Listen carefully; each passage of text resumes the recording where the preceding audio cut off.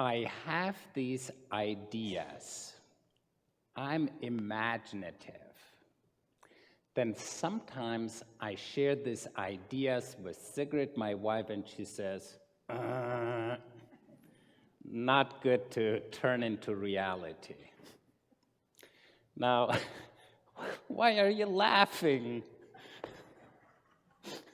Because you can see what's coming, that's why. Well, one of the ideas in preparing for today, since we're talking about freedom and getting free of constraints and getting unstuck, one of those ideas was, well, how about I go to the funeral home, lay in a casket, because that's really constraining. That's really constraining. Sorry about that. And Sigrid said, doesn't work because, well, it makes a little bit too light of a serious situation. And it can come across as sacrilegious or gruesome or grim, or so we don't do that, or macabre.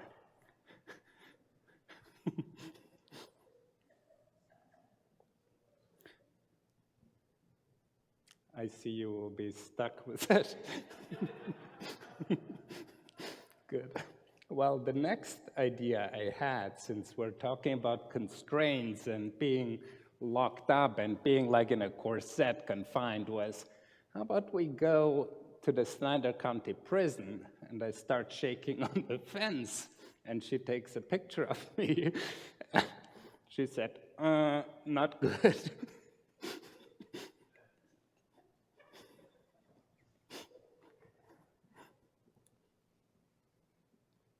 Okay. So here I am telling the story without doing it. And that's sometimes better than acting out and going into the situation. But what I invite you to think about and reflect on is, what are the constraints? What are the messages we get from the surroundings of us, and or the messages we have been told so many times that we believe them and live in those constraints? And we all have those inner limitations, like you see it in some teenagers. They have their cell phone, and I know how that feels. So attached to that cell phone, if they misplace it or lose it or have it somewhere, it feels like their arm has been amputated. That is attachment. It's kind of, you cannot live, you cannot be happy without that cell phone. And you can see it in their outlook, how you get really, really tightened up. Or you cannot be happy and cannot live without having that specific person be part of your life. And all your happiness depends on that specific situation, and you're miserable all the days of your life if that or that does not happen. And you can apply those very same attachments to what you're so innerly connected, you're so stuck to it, so glued to them that you feel like you cannot live without them. It may be a car, it may be a vacation, it may be a home, it may be, you fill in the blanks, something you feel you cannot live without it. Now imagine someone else in your very same situation. It would be not you to be so in it, so attached to it. So someone else, let's say, would live in your shoes, walk in your shoes, live in your situation. Do you think they would be so caught up, so wrapped up, so glued to and stuck to that very same thing you are attached to? Well, it's unlikely, isn't it?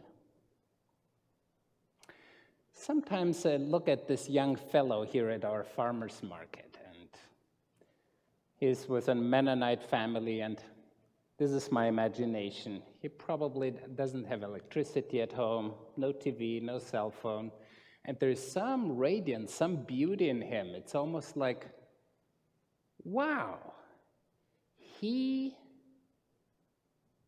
happiness does not depend on electricity, on favorite TV show, on riding a car, on all of that. And there is a beauty, a joy, a happiness that reflects through him. So what does that mean for me? I think of, well,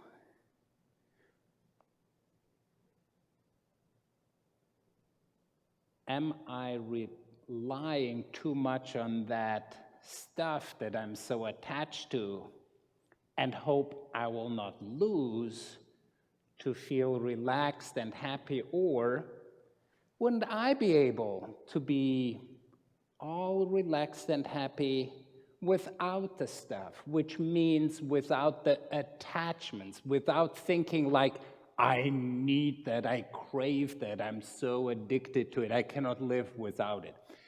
You hear me exaggerating a little bit, but it's a very, very interesting reality in which we live.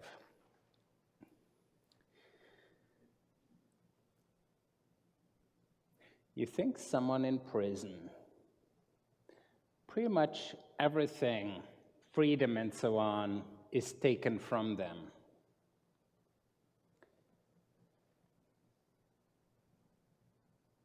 There are some people who have been in prison, like, remember Nelson Mandela. There was a freedom in him that the prison walls, the fences, all of that could not take away from him. I think of Earl's bike store, those children, Earl, his wife, and I think 9 children so far. They're roaming around, and there is a joy and a beauty, a dancing about them, and I don't know, they may be from a Mennonite branch, they have electricity at their home, but I think they don't have a TV or don't have their shows or don't have a whole lot. But there is a joy, there is a happiness, there is a beauty in them. And that I'm longing for and that I think of, what keeps me from living so free as they do?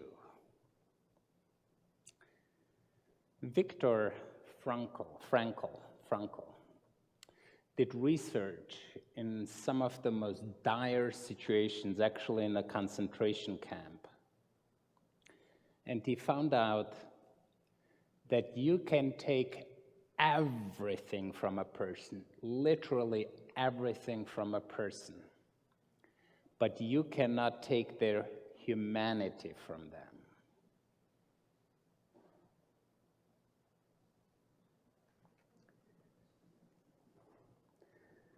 A different person in your situation would be all relaxed, all happy, all content, all delightful. So what is it that you and I are so attached to, so clinging to, that we think we cannot live without it, or that we think we cannot be happy without it? Imagine you're an eagle, and all your life long, you have been told you're a chicken, you grew up as a chicken. This is how it goes. A farmer found an egg of an eagle. He took it, brought it to the chicken coop, and laid it under a hen that was brooding eggs. So it happened after a couple of weeks, the chickens hatched and the eaglet hatched. Well, the eaglet, together with the chicks, went out in the chicken yard and started scratching for worms and insects and was cuckling and was doing all that chickens do. And the eaglet grew into an eagle, just as the chicks grew into chicken. Well, one day, there was this beautiful clear sky, and the eagle looked up, and he saw this magnificent bird up there, these creatures with golden wings soaring and circling around in the sky. And he turned to the chicken next to him and said, "Wow, what is that?" Well, the chicken told him, "You know what? That is the king of the skies. But we are of the earth." So the eaglet hatched as a chicken, lived as a chicken, and died as a chicken.